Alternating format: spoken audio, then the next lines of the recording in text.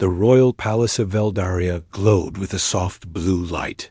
The massive crystal walls reflected the 3 moons that hung in the night sky.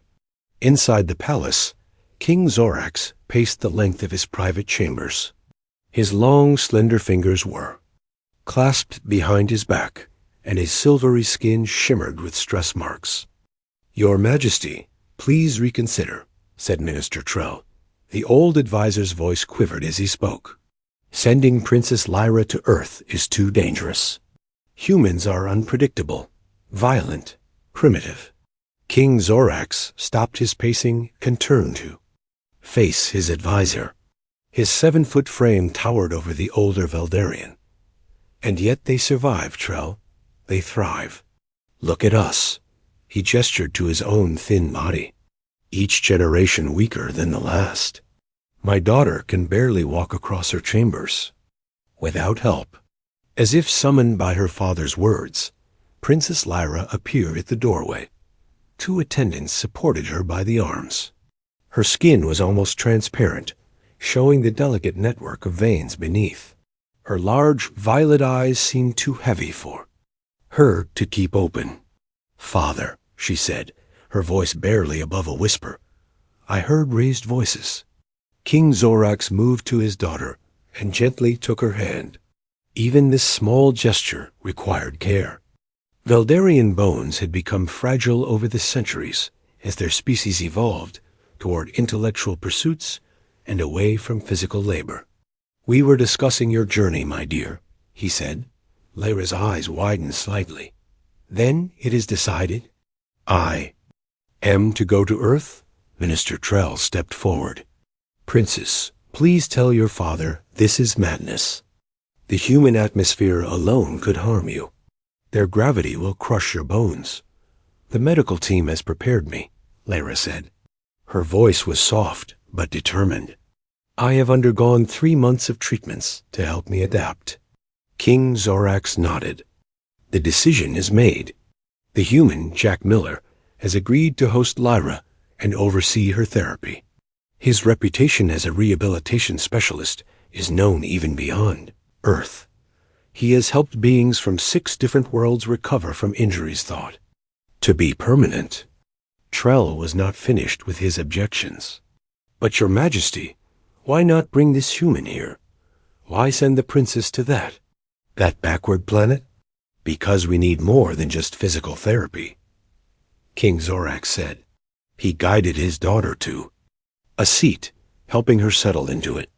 "We need to understand how humans have survived all these centuries despite their limitations. They have no natural armor, no exceptional strength or speed. Their lifespans are brief. Yet they have spread to 17 planets in just 300 years. Lyra looked up at her father. "You believe their resilience can be learned?" "I do," King Zorax said. "And you, my daughter, will be the one to learn it and bring it back to our people." The room fell silent. The weight of responsibility settled over Lyra's slight shoulders. She had never left the palace grounds, let alone the planet. The thought of Earth, with its teeming billions of humans and its crushing gravity, terrified her. But the alternative terrified her more, watching her people fade away, generation by generation. "When do I leave?" she asked. 3 days, her father replied. "The diplomatic vessel is being prepared. You will have a small security detail and medical staff for the journey. But once on Earth, you will live as Jack Miller directs. That is the agreement." A princess taking orders from a human? Trell's voice rose in pitch. "The royal court will never accept this." "The royal court is not being asked to accept it," King Zorax said, his tone hardening. "I am king. This is my decision." 3 days passed quickly. Lyra spent them in the palace gardens, memorizing the colors of the flowers and the songs of the birds. She might never see them again. The thought was both frightening and strangely exciting. On the morning of her departure, half the court gathered to see her off. Most looked concerned, some looked openly disapproving. A few younger nobles seemed envious of her adventure. King Zorax walked his daughter to the transport vessel, moving at her slow pace without comment. When they reached the boarding ramp, he turned to face her. "Lyra, what I ask of you is not just for your health. It is for the future of our people." He placed a hand gently on her shoulder. "Learn from the humans, not just their medical techniques, but their spirit, their determination." Lyra nodded. "I will try, Father.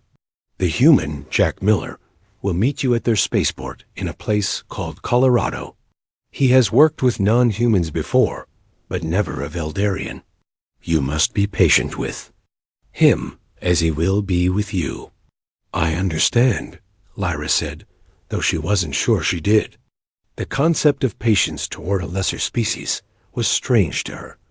With a final embrace, so gentle it was barely a touch, King Zorax let his daughter go. The medical team helped her board the vessel. As the door sealed behind her, Lyra felt a moment of pure panic.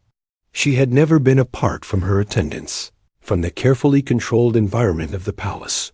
The journey to Earth took 17 days. Lyra spent most of it in a specially designed chamber where the gravity was gradually increased to prepare her body. Even with these precautions, she felt heavier and more awkward with each passing day. When the ship finally entered Earth's orbit, Lyra watched through the viewing screen as the blue and green planet grew larger. It looked so solid, so dense compared to the misty, crystalline beauty of Veldaria. "Princess, we are ready to descend," said Dr. Myra, her chief medical officer. "Are you prepared for the final gravity adjustment?" Lyra nodded, though her heart raced with fear.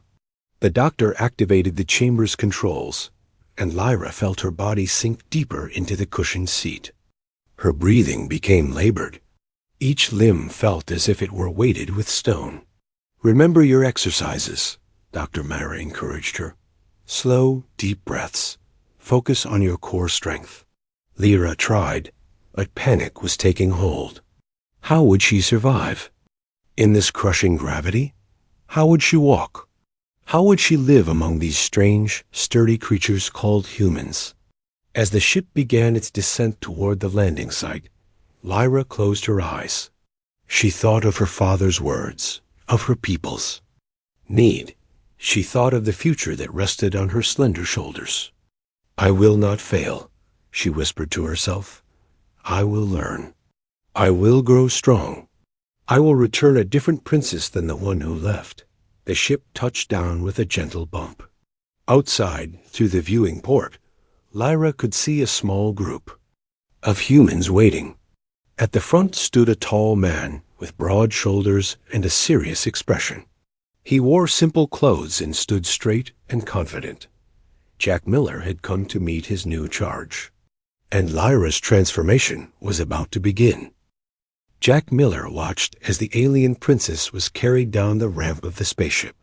2 medical attendants supported her entire weight.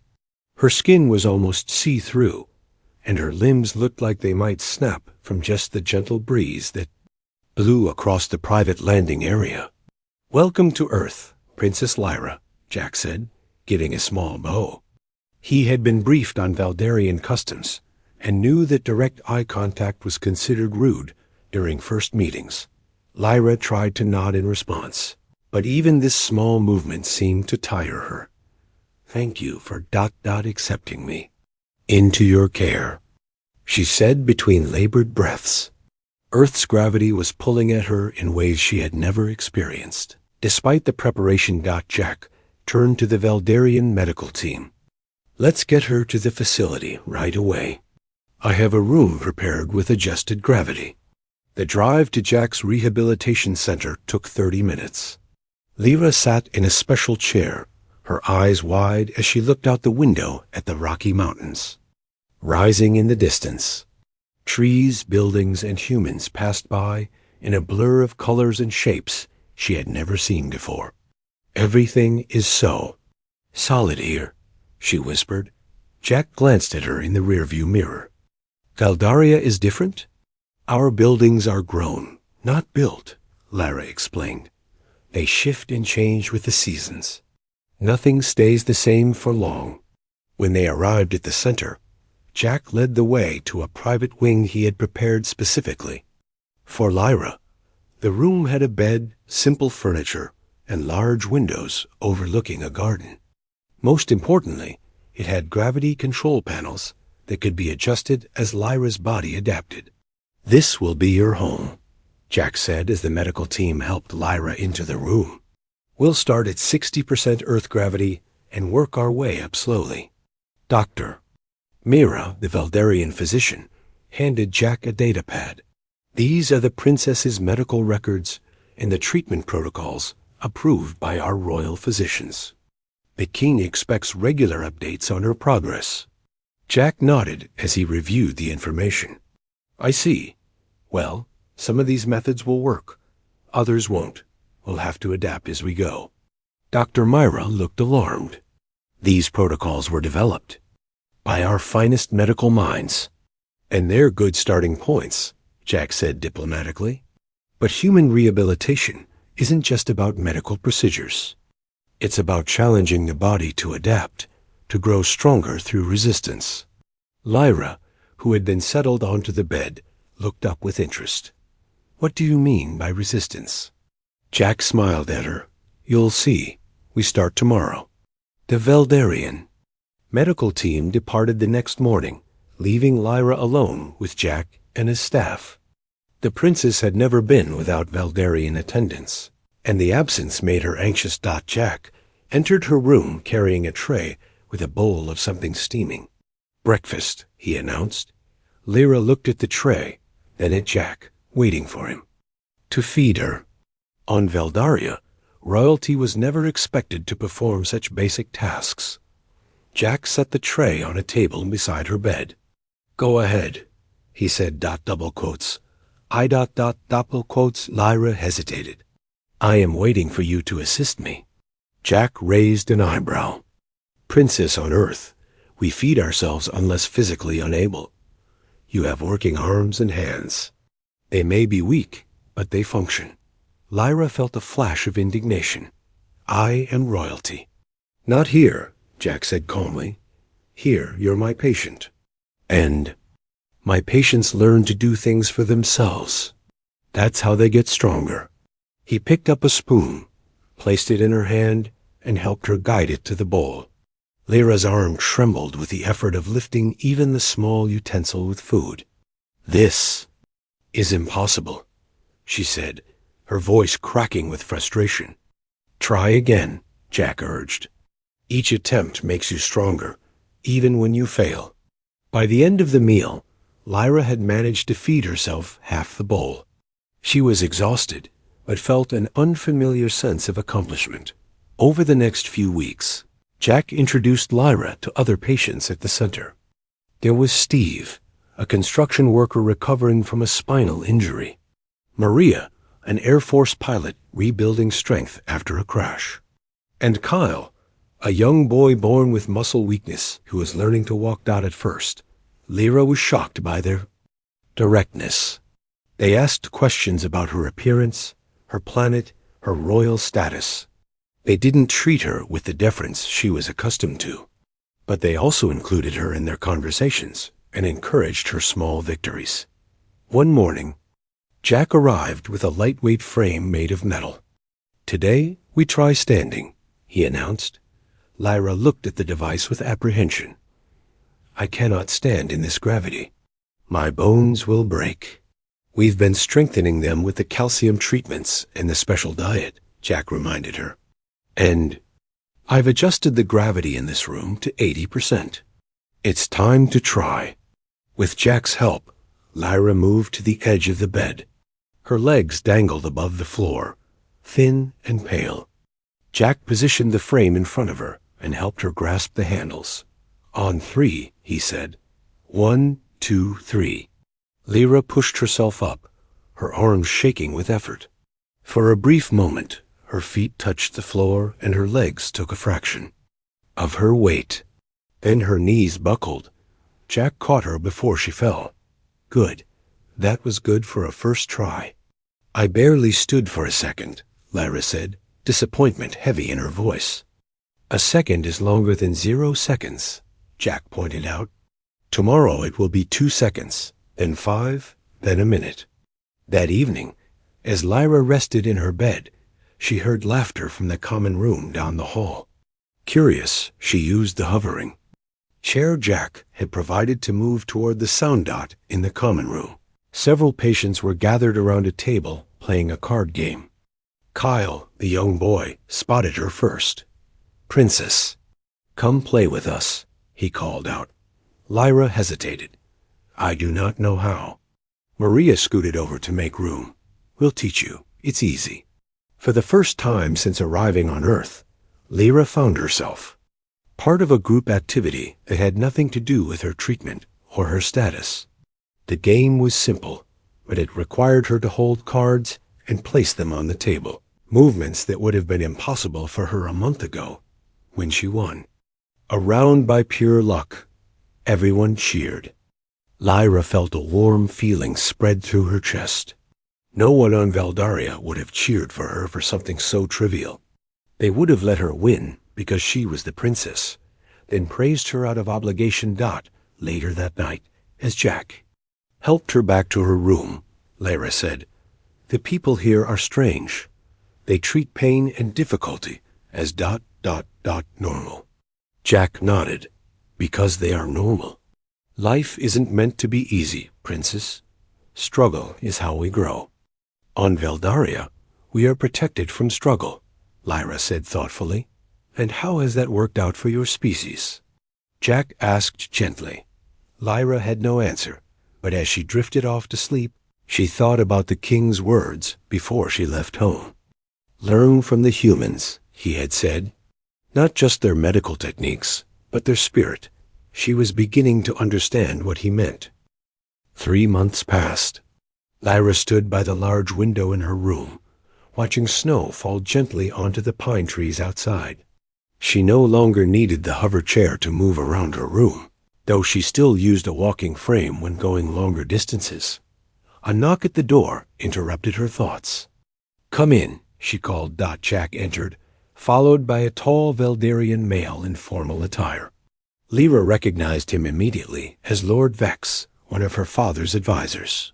"Princess Lyra," Lord Vex said with a deep bow, "I bring greetings from your father, King Zorax." Lyra bowed her head slightly in acknowledgement. "Lord Vex, this is unexpected." "The king sent me to check on your progress," Lord Vex explained, his eyes scanning her form critically. "He is ... concerned about the lack of detailed reports." Jack crossed his arms. "I've sent monthly updates as agreed." "Yes, but they lack specifics about the princess's treatment," Lord Vex said. His tone was polite but cold. "The king wishes to understand exactly what methods are being used." Lyra took a step toward them, her movements slow but steady. "As you can see, Lord Vex, I am making progress. I can stand. I can walk short distances. I can feed myself and dress myself." Lord Vex's expression softened slightly.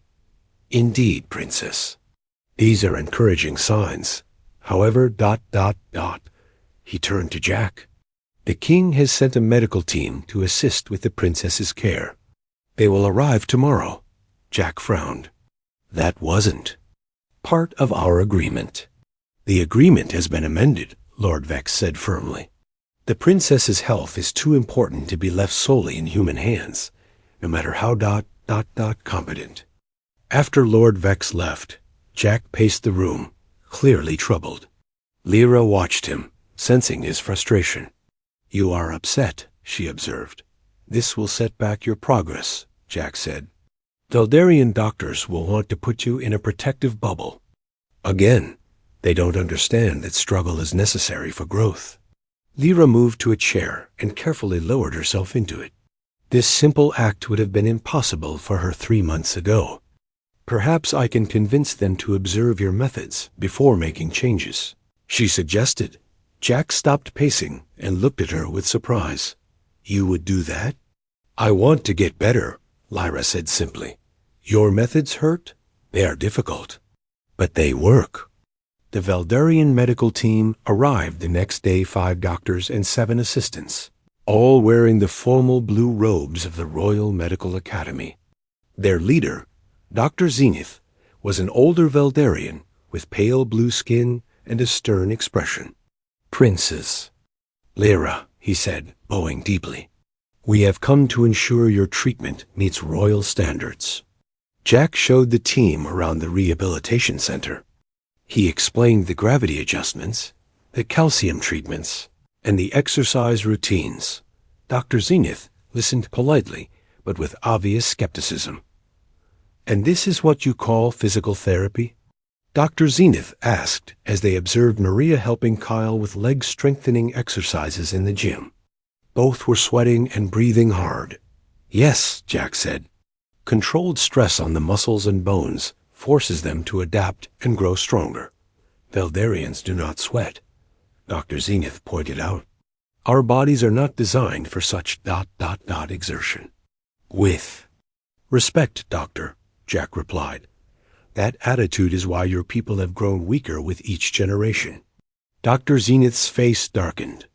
"You dare to criticize thousands of years of Veldarian medical knowledge?"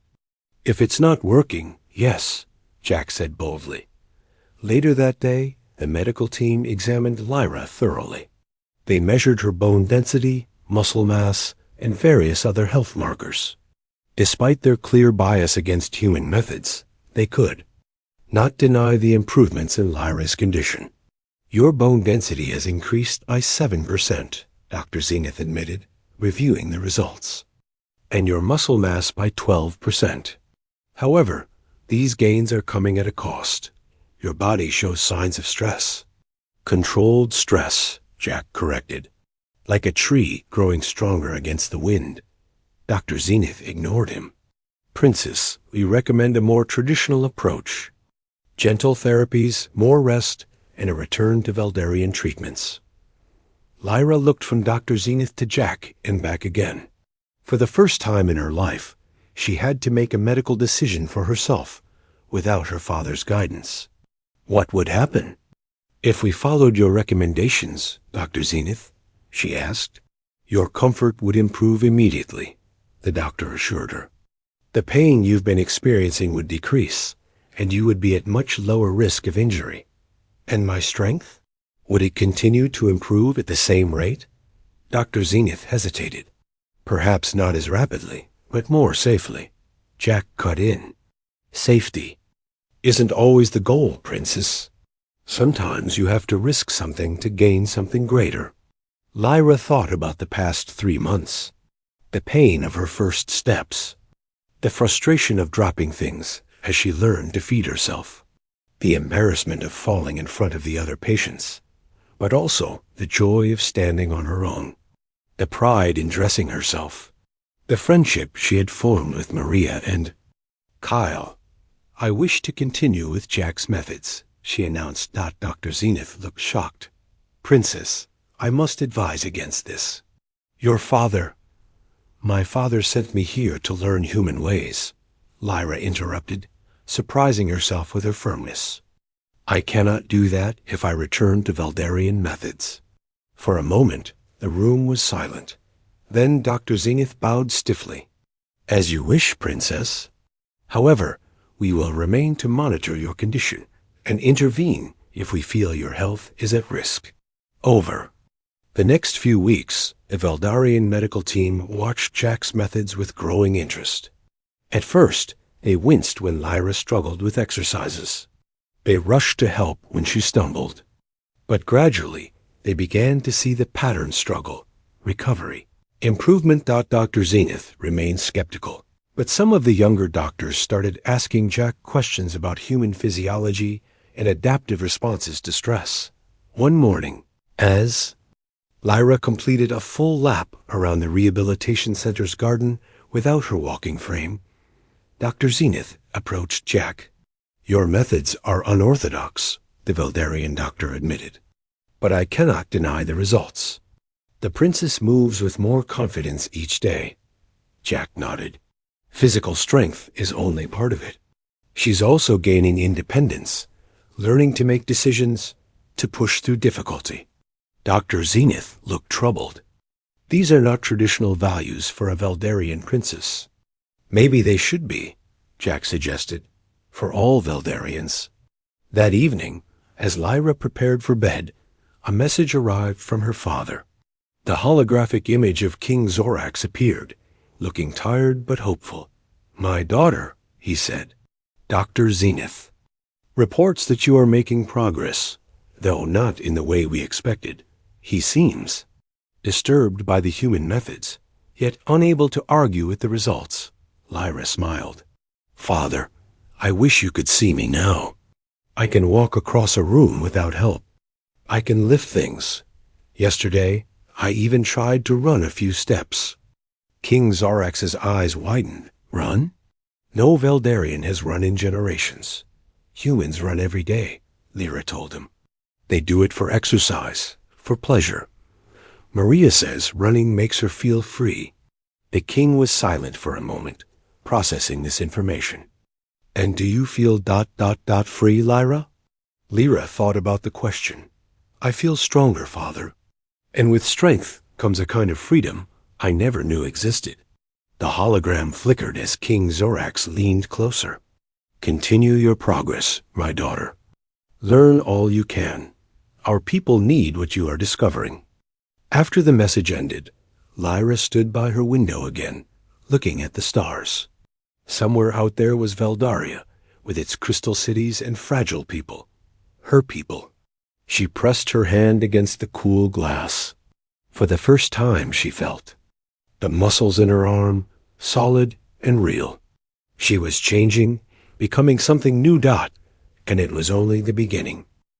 6 months into her stay on Earth, Lyra no longer resembled the fragile princess who had arrived barely able to stand. Her once transparent skin had developed a healthy silver glow. Her thin limbs had gained muscle. She could walk without assistance, climb stairs, and even run short distances. Jack watched with pride as Lyra completed her morning exercises in the center's gym.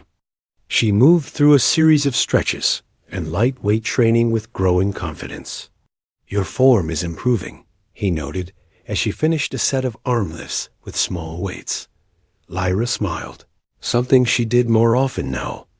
"Maria has been helping me after dinner. She says I'm a natural athlete." Jack raised an eyebrow.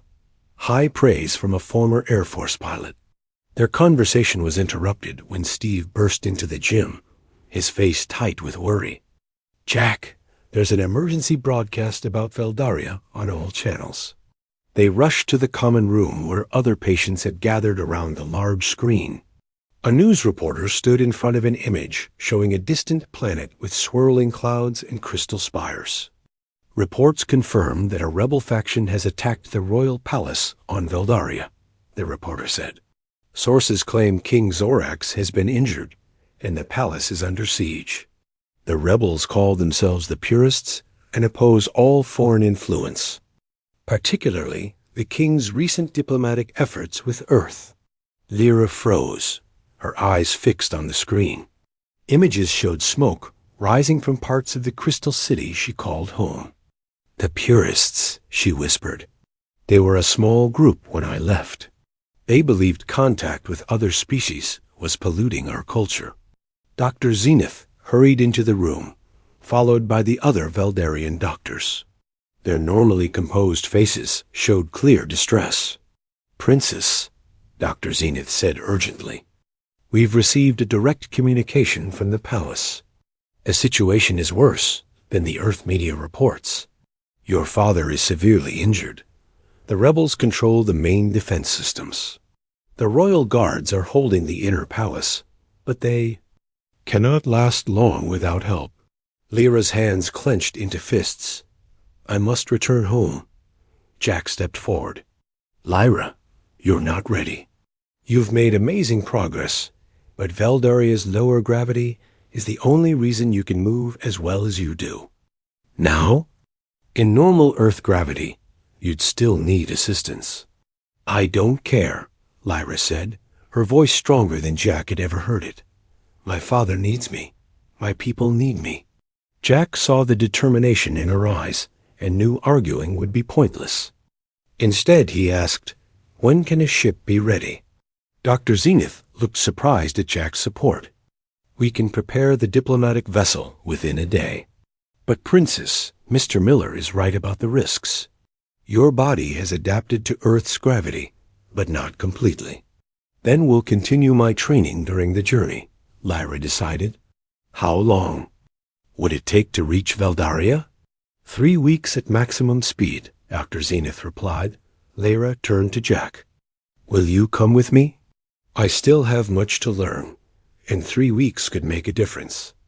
Jack didn't hesitate. "Of course, but we'll need help." Maria stepped forward from the group of patients. She stood tall despite the brace on her left. "Leg, I'll come. I know a thing or two about fighting." Steve raised his hand next. "I'm in too. Construction skills might be useful for barricades or repairs." Kyle, the young boy who had become like a brother to Lyra, looked up at his mother, who nodded her permission. "I want to help Princess Lyra too," he said bravely. Lyra was overwhelmed by their offers. On Veldaria, people served the royal family, out of duty or fear. These humans were volunteering to risk their lives for her without any obligation. Preparations moved quickly. The Veldarian ship was stocked with supplies, medical equipment, and even some basic Earth weapons. Dr. Zenith initially objected to the weapons, but fell silent when Lyra firmly overruled him. She was no longer the compliant princess who deferred to others. The night before departure, Lyra couldn't sleep. She stood in the garden of the rehabilitation center, looking up at the stars. Jack found her there, lost in thought. "Second thoughts?" he asked gently. Lyra shook her head. "No, but I am afraid, not of returning, but of failing. What if all this training isn't enough? What if I can't help my father or my people?" Jack moved to stand beside her. 6 months ago, you couldn't feed yourself. Now you're planning to face rebels who've taken over a palace. I'd say that's progress. "It's not enough," Lyra said. "The purists are warriors, trained in the old Veldarian combat arts that most of our people have forgotten. They're stronger than average Veldarians." Jack was quiet for a moment. Then he said, "I've been saving something for the right time. I think this is it." He pulled a small data device from his pocket. "These are training programs from Earth's special forces. Techniques for weaker opponents to overcome stronger ones. We'll start tomorrow on the ship." The journey to Veldaria became a 3-week intensive training camp. The ship's cargo hold was converted into a gym. Every day, Lyra trained for hours. Under Jack's guidance, Maria taught her combat basics. Steve showed her how to use her surroundings as weapons or shields. Even young Kyle contributed, challenging Lyra to agility games that improved her reflexes. The Veldarian doctors monitored her health, but no longer interfered with the training methods. As they trained, reports from Veldaria grew worse. The purists had taken control of more of the palace. King Zorax was alive, but unable to lead the defense. Many loyal nobles had been captured or killed. 1 week into the journey, Dr. Zenith approached Lyra during a break in her training. "Princess, there is something you should know about your father's injury." Lyra wiped sweat from her brow, another human trait her body had adopted. "Tell me." "The king was poisoned," Dr. Zenith said quietly.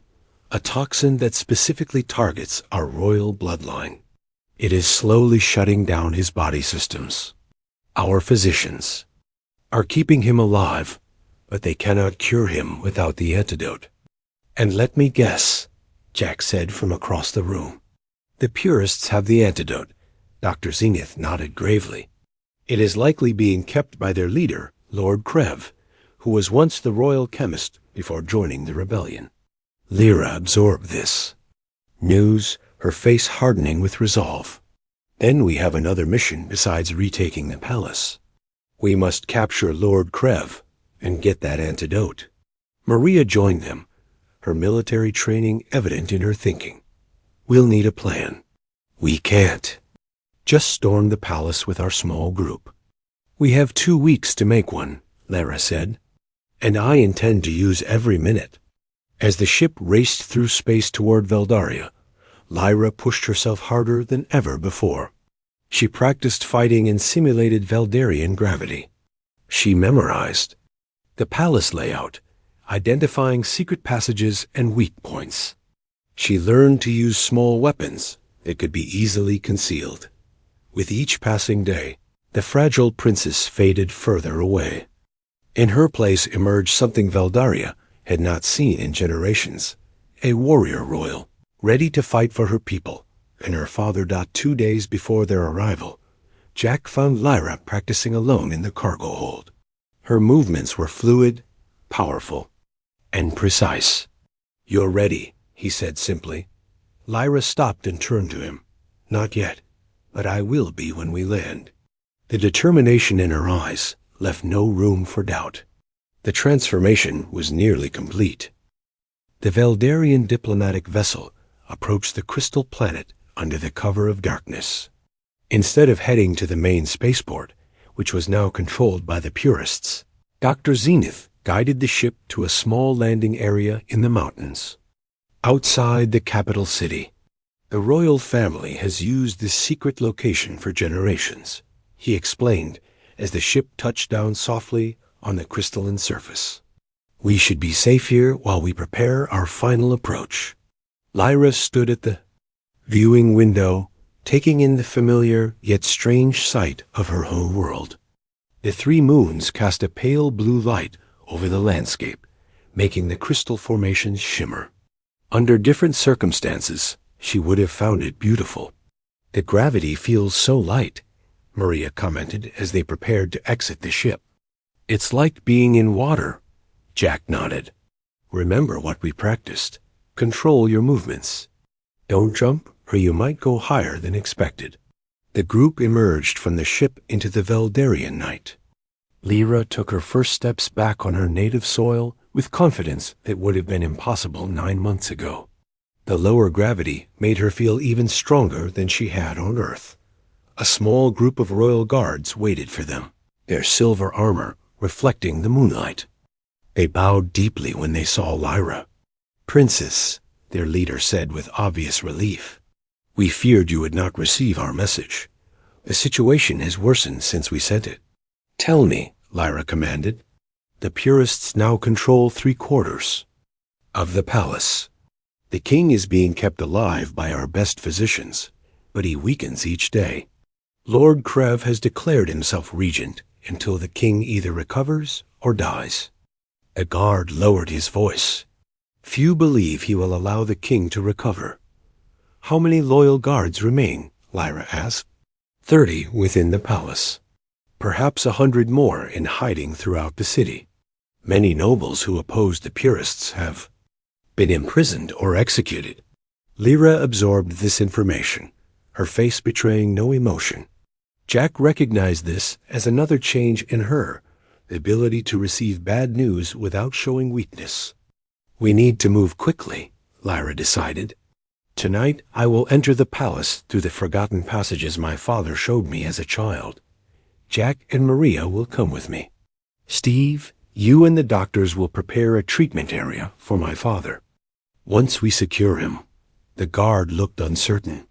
"Princess, with respect, you are not a warrior. Lord Krev has at least 50 trained fighters in the palace." Lyra stepped closer to the guard. In the low gravity, the movement was swift and graceful. "I am not the princess who left Veldaria," she said firmly. "You will see." They moved toward the capital under cover of darkness. Lyra led them through crystal forests and shallow caves, avoiding the main roads where purist patrols might spot them. The journey took hours, but finally, they reached the outskirts of the royal city. From their vantage point, they could see the palace rising in the center, its usual glow dimmed and parts of its structure damaged from fighting. "The secret entrance is through the royal gardens," Lyra explained as they waited for the right moment to approach. It leads directly to the lower levels of the palace, near the royal quarters. When the city fell quiet in the deepest part of night, they made their move. Lyra, Jack, and Maria slipped through the deserted streets, while the loyal guards created a distraction at the far side of the city. They reached the royal gardens undetected. Lyra led them to an ancient crystal formation that looked like a natural part of the garden. She pressed her hand against a specific spot, and a hidden door slid open, revealing a narrow passage lit by faint bioluminescent plants. "Stay close," she whispered. "And remember, in this gravity you are stronger, but also louder if you fall. Step carefully." They moved through the passage in silence, ascending gradually toward the palace proper. After 20 minutes, they reached another door. Lyra listened carefully before opening it, revealing a dimly lit corridor. "The royal quarters are to the right," she said softly. "The medical chamber where my father is likely being kept is 2 levels up." As they crept through the palace, they encountered their first purest guard. Before Jack or Maria could react, Lyra moved with astonishing speed in the low gravity. She leaped forward, using a technique Maria had taught her to incapacitate the guards silently. Jack stared in amazement. "That was perfect execution." Lyra nodded, no longer surprised by her own abilities. "This way." They encountered 2 more guards before reaching the medical chamber. Lyra dealt with them just as efficiently. When they finally reached the heavy doors of the royal medical facility, they found 4 purest warriors standing guard. "Too many for stealth," Maria whispered. "We need a distraction." Lyra thought quickly. "The environmental controls. Jack, 3 panels down on the left. If you override it, the lights in this section will fail." Jack slipped away and found the panel. Using skills he had learned from the ship's engineers during their journey, he manipulated the controls. Moments later, the corridor plunged into darkness. In the confusion, Lyra and Maria struck. Using the darkness and their training, they overwhelmed the guards before they could raise an alarm. When Jack rejoined them, the way was clear. Inside the medical chamber, they found King Zorax lying on a crystal bed surrounded by medical equipment. 2 physicians looked up in shock as they entered. Lyra put her finger to her lips, signaling them to be quiet. "Princess Lyra," one of them whispered in disbelief. "You've returned. How is my father?" Lyra asked, moving to the king's side. "Fading," the physician said sadly. "The poison has spread to his central nervous system. Without the antidote, he has perhaps 2 days left." King Zorax's eyes fluttered open at the sound of Lyra's voice. "Daughter," he said weakly, "is it really you?" Lyra took his hand gently. "Yes, father, I've come back." The king's eyes widened as he truly saw her. "You've changed. So strong now, ... "I learned from the humans as you wished," Lyra said. "And now I'm here to save you and our people. Where is Lord Krev?" "The throne room," King Zorax whispered. "He holds court there, mocking our traditions. The antidote, ... he wears it around his neck. A small crystal vial." Jack stepped forward. "We need to secure this area before we go after Krev." As if in answer to his words, an alarm suddenly blared throughout the palace. A voice came over the communication system. "Intruders detected in the royal medical chamber. All units respond." "They've discovered us," Maria said, readying herself for battle. Lyra straightened, her decision made. "Jack, Maria, stay here and protect my father. I will deal with Lord Krev." Jack grabbed her arm. "That's too dangerous. We stick to the plan together." "The plan has changed," Lyra said firmly. "I know a way to the throne room that only the royal family knows. I can move faster alone." Before they could argue further, Lyra slipped through a hidden panel in the wall. Jack and Maria exchanged worried glances and turned to defend the entrance as the sound of approaching guards echoed down the corridor. Lyra moved swiftly through the secret passages of the palace, her body perfectly adapted to the quick light. Movements required in Veldarian gravity. She emerged from behind a decorative crystal formation directly into the throne room. Lord Krev sat on the royal throne, surrounded by his elite guards. He was in the middle of addressing a group of nobles when Lyra appeared. "Princess," he said, recovering quickly from his surprise. "You've returned from your primitive human friends. How unfortunate that you'll witness the end of your father's reign." Lyra stepped forward, her posture relaxed but ready. The guards moved to intercept her, but Krev waved them back. "Let her speak," he commanded. "I'm curious what the fragile princess has to say." "I am no longer fragile," Lyra said clearly, her voice carrying through the throne room. "And I've come for the antidote and my father's throne." Lord Krev laughed. "You may have grown stronger, princess, but you are one against many." Lyra smiled slightly, remembering Jack's teachings. "I am one who has learned from many," she replied, before making her move. What followed became legend in Veldarian history. Princess Lyra, once the symbol of their species' decline, moved with a speed and power no Veldarian had shown in generations. She leaped, spun, and struck with precision that left the onlookers in awe. The elite guards fell one by one, unable to match her earth-trained strength and human fighting techniques. Lord Krev's confidence turned to fear as Lyra finally stood before him, undefeated. "Impossible," he whispered as she took the crystal vial from around his neck. "Not impossible," Lyra corrected him. "Just human." With the antidote secured and Lord Krev captured, the rebellion collapsed quickly. The loyal guards, inspired by Lyra's victory, retook the palace within hours. King Zarax recovered slowly but completely. As he regained his strength, he watched, with pride as his daughter led the rebuilding efforts. She instituted a new training program for all Veldarians, based on the human methods she had learned. Jack, Maria, and the other humans stayed for several months, helping establish the program before preparing to return to Earth. On their last day, Lyra walked with Jack in the royal gardens, now restored to their former beauty. "My father has changed the succession laws," she told him. "I will be the next ruler of Veldaria." Jack smiled. They couldn't ask for a better leader. "Will you visit?" Lyra asked. "We still have much to learn from humans." "Count on it," Jack promised, "though I suspect you'll soon be teaching us a thing or two." Lyra looked out over her world.